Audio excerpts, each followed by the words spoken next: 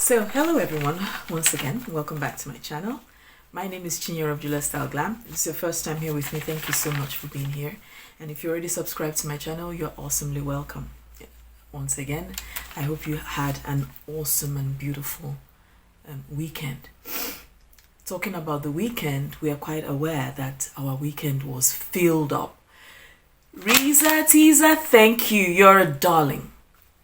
I don't know if you guys have watched the 500 minutes series that this amazing woman put out for us.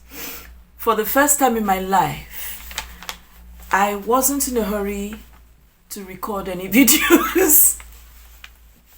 For the first time, because usually I do my recordings on the weekend.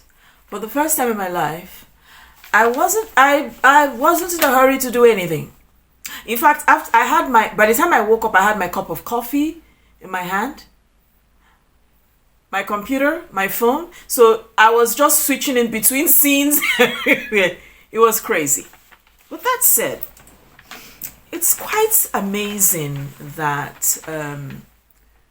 Reesa Teesa, just a second, I think So, like I was saying, and so Reesa comes to us with a 500-minute series.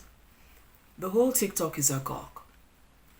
But you know, I talk about relationships and marriages a lot, so I will not fail to pick out a few pointers. And, you know, I made notes, and of course, you know, she talked about the fact that she is going to say the truth, the whole truth, and nothing but the truth, understanding that, you know, she played her role in this. And you see, when I heard that statement from her, I was like, you're a gem. Because when you understand the role you played in the relationship or the marriage, and how sour that relationship or marriage was, then you are actually on your way to healing.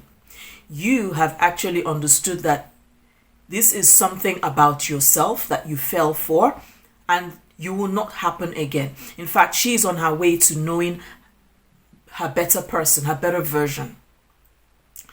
And I'm going to start from the beginning, you know, because the real gist did not begin until part 13. But I'm going to start from the beginning. Now, Reesa talks about the fact that when she met this guy, they talked, and the fact that, you know, he changed her tires. Now, this is somebody you met less than 24 hours, and he carried out such a grand gesture. Ladies, gentlemen, what did I tell you guys about grand gestures? I'm going to put that video in here. I've talked about this before. I even have, you know, on the community page, something I put about that. Grand gestures. Do not fall. Do not fall for grand gestures. And I will not lie. You know, because at a point, before I began to realize that so many things that guy was onto something, or he wasn't right mentally, everything. Now listen, I'm Nigerian, right? I'm Igbo. And you guys know, if you have if you are not Nigerian, come here and listen well. The 419 scam, this guy's DNA was, he was working as though 19 boy. You see, I lived in Nigeria to the extent that if a 19 guy walked around me, drove past, I knew. You didn't need to tell me anything. I just knew. It's obvious. And so when she was talking, I'm like, you know, in my head, I'm like, Bobo Isha. Now, sitting in the sit job where this girl, I knew, I could smell it. It stank. But she couldn't know. And so I'm going to walk us through some of the things. And she, you know, so what did you expect? I mean, he changed her tires. And you see, this was a well-laid plan. The fact that he did that, why wouldn't Reesa think that he would buy her a car? Why wouldn't she think that he would buy her a home? Why wouldn't she think? She was someone who already was like, okay, I'm cool, I'm comfortable, this guy is a keeper. That was her mindset. Now, I don't know Reesa, okay? But even when she was speaking, I heard someone speak about her insecurities. I don't know if she's aware of that. Reesa called herself plus-sized. Okay? So for her, being plus-sized, she already feels disadvantaged in some areas of her life. She talks about the fact that, you know, she felt it was time. You see, we remember, if you have not listened to the video where I talked about how I got married and the pressure to get married right after school, I'm going to link it here. I'm also going to link the video of where I talked about don't be fooled by grand gestures. I'm going to link them here. And so she talked about the fact that it was time. You see, when you understand that time is for you, time is what God gave us to prepare. Time is what God gave us to understand that pressure is nothing. What is the most important thing is God's time. And so when she talked about that, you understand already that she's got her insecurities that have come out to play. So let's talk about some of the things that Reesa says. At part 13, she eventually falls for the guy's treachery. How? Now, at this point, she says that she then allowed the guy to use her name on a car note, because everything he was doing was strategic. She had no cause to believe that this dude was lying, again, because he had set the ball in motion. And, you know, all the while she was talking, I kept on saying, I said, well, COVID, it's COVID. I have a video I actually did, a very short video I did during COVID, because COVID, I was a mess. And I have a video that I'm going to link it here. I have a video I did during COVID, and I talked about this. I said, don't go catching feelings, eh? Yeah. We see Ginny Mai and Yeezy. Same thing. COVID. Because again, we're social animals. And so all of this was possible. All these levels of manipulation and indecisions and whatnot were possible because we were in a period of uncertainty. Yes, we're dealing with a period of uncertainty in the world. And so it was the perfect atmosphere for Legion, the name, that it was the perfect atmosphere for Legion to strike. For all we know, Legion may have been looking, it could have resulted into something much more dangerous and serious than we're talking about today. And then, like I said, I talked about the fact that Reesa spoke about her insecurities. Marriage. Why did she get married? She got married because, again, she said she felt that the time was right, out of fear. She also was indecisive because, again, the red flags were there, but it wasn't pinging strong enough. Why wasn't it pinging? Because there has been some form of contact between them. And this is why I keep on saying, keep away from sex. Because he had moved in. Because they were now being together. So the red flags were not pinging because fluids had begun to mix. Yes. And if I tell you that, I promise you, any young man or young girl out there, I promise you, if you kept sex away from you, from that relationship, to understand exactly who and what you're dealing with in this person or persons, you will see clearly. You see, endorphins. Endorphins are a drug. Oh, endorphin. You see, when endorphin enter your body to be shocking you, hey, love, I'm in love. You will do the undoable and the unthinkable because you think you are in love with this person. Again, hope. She hoped. She hoped that something was going to give. She hoped that something was going to change. She hoped. And this is someone that was pulling her on hope, on her indecisions, and on her fear. You see, if you asked me, this guy had enough time and he knew. I wouldn't be surprised if he kind of, studied her and stalked her and knew exactly the cards to play. I wouldn't be surprised. Now let's go to part 19. He now realizes that Reesa is onto him. And then what does he do? He accuses her first. You see, most times, most people who are deceptive, that's their MO. They don't have anything to go by.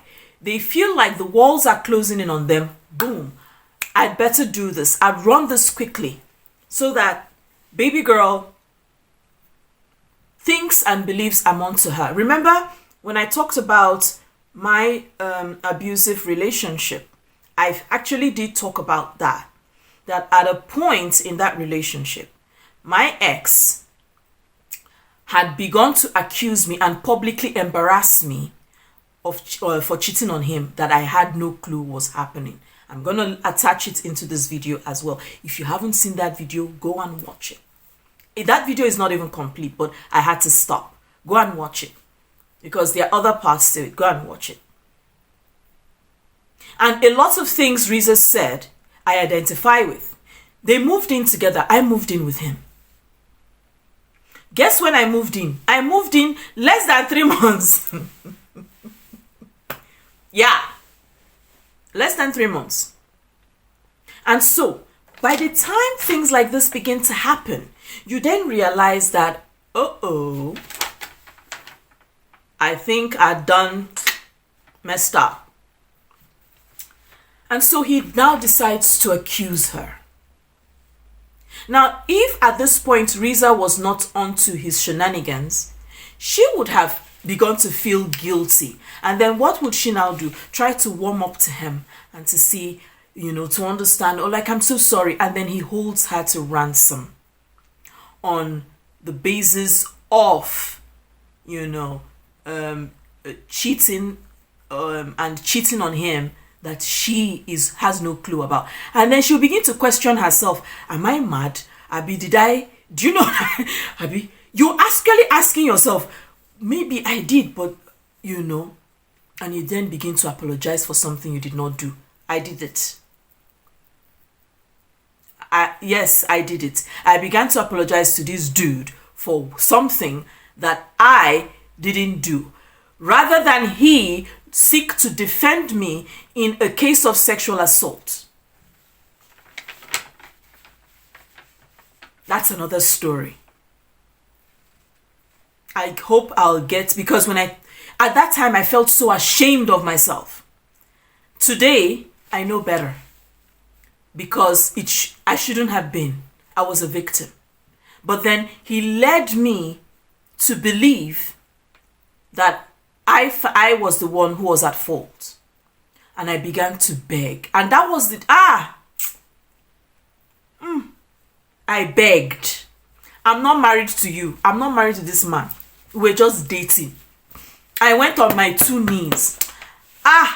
And begged for something I did not do. But in the grand scheme of things, he made me feel guilty for it. And that was exactly what Legion. Legion of demons. It's not even angels. Legion decides that this is the card he's going to play. And I've said this before.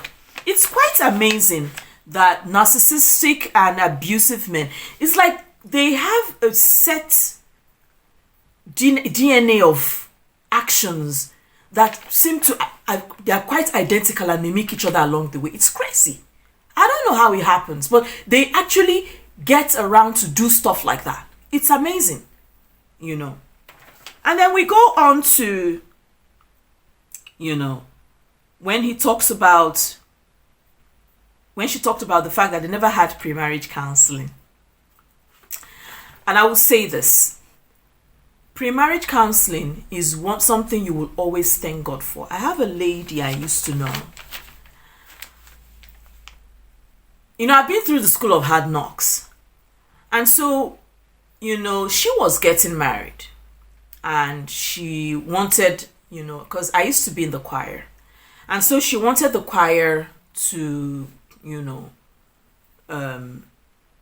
be present for her at her wedding. Why not?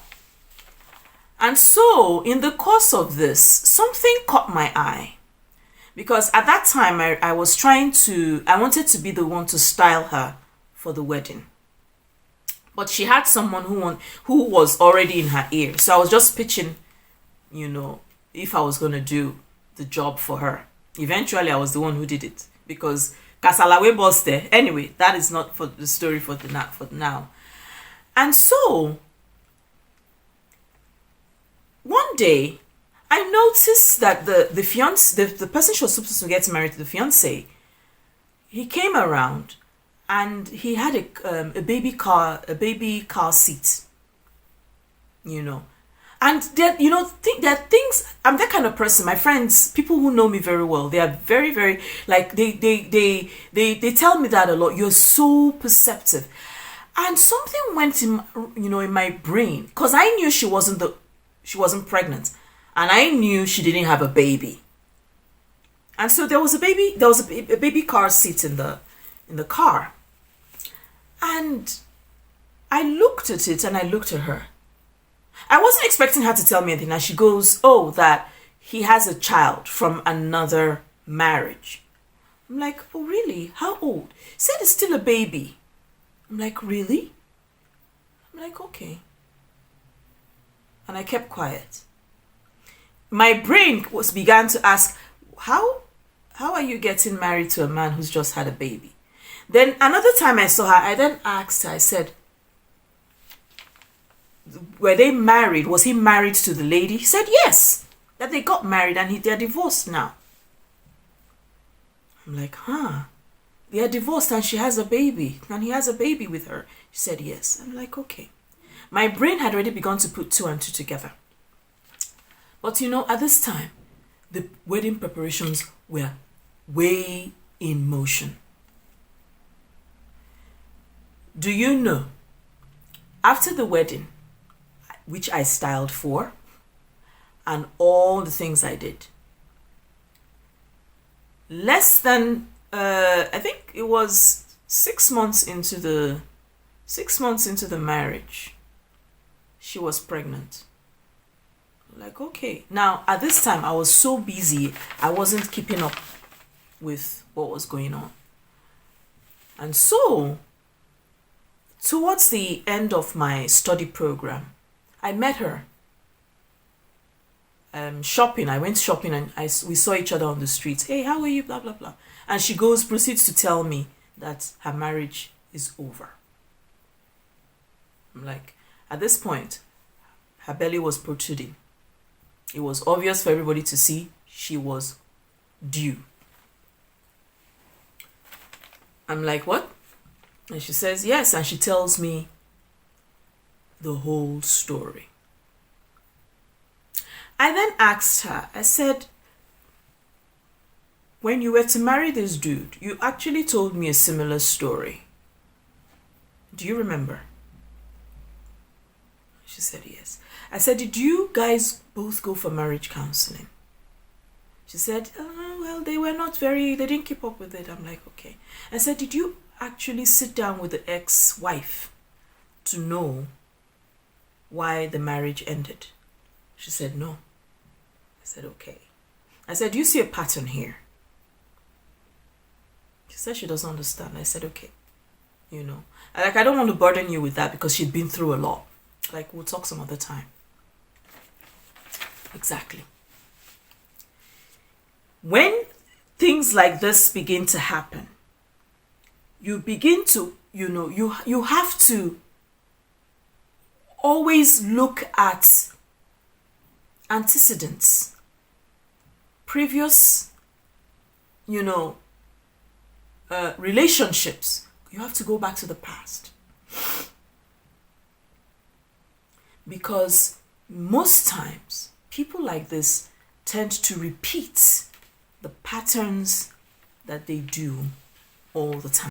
And so, if Reesa had done the counseling, if both of them had done counseling, then there was every possibility that they would have found out that, she would have been able to pump the brakes as quickly as possible.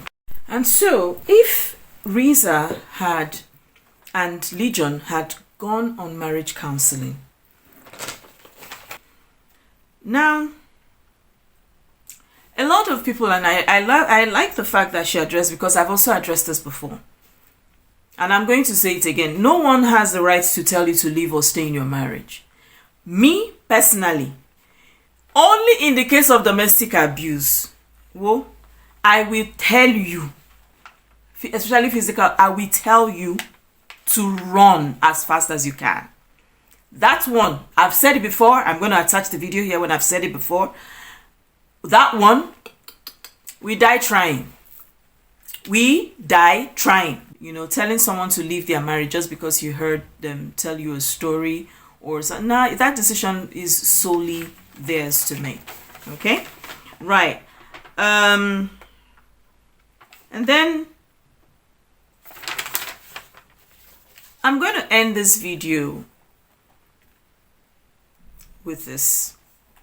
What did I notice about Reesa Teesa? Reesa Teesa is a lovely person. She's kind-hearted. Reesa is the kind of person that minds her business and keeps it moving. Reesa will see you suffering and she would come to your aid. That's Reesa. And these are all beautiful qualities, I mean, that's what makes a beautiful person. At the same time, men are wicked. Because it is this thing that she is, it is this personality, this beautiful personality that she is, that made someone like Legion decide that she is a target. It is this that made him believe that he had got his next mugu. If you're Nigerian, you understand what I mean. Saying don't find mugu, umbada dala. That was it for him. And she's all of that and more. And you see, situations like this are what make women decide that, listen, they're done. That's it. And they decide they want to put on this cape of, I don't care, and I'm a mean girl. It's this. In a nutshell, with everything I've said, I'm going to go back to the beginning. Know who you are. And understand that your being nice does not mean that you cannot stand on business. You are nice, yes. But you see, when your heart is telling you, that thing, your third sense, your sixth sense is telling you, obey. I keep on saying this thing. I've said in a lot of videos. Listen to your sixth sense. Because something made your sixth sense, you know, drive into gear. Listen to it. Because if Reesa had listened to her sixth sense, she wouldn't have gone this far to even marry this man. So pay attention, be observant, and ask questions. Ask those questions. Ask those hard questions.